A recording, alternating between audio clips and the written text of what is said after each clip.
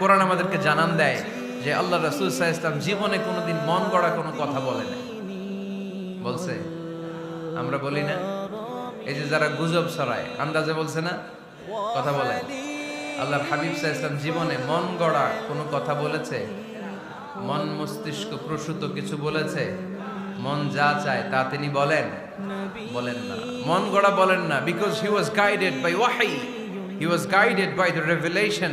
তিনি ওহী দ্বারা গাইডেড, ওহী তাকে ওনাকে পথ দেখায়।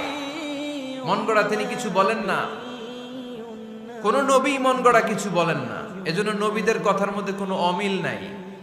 এমনকি কখনো হয়েছে এক নবী এসে বলেছে পৃথিবীতে যে আল্লাহ একজন, আরেক নবী এসে বলছে না, দুই তিনজনও হতে পারে। বলেছে?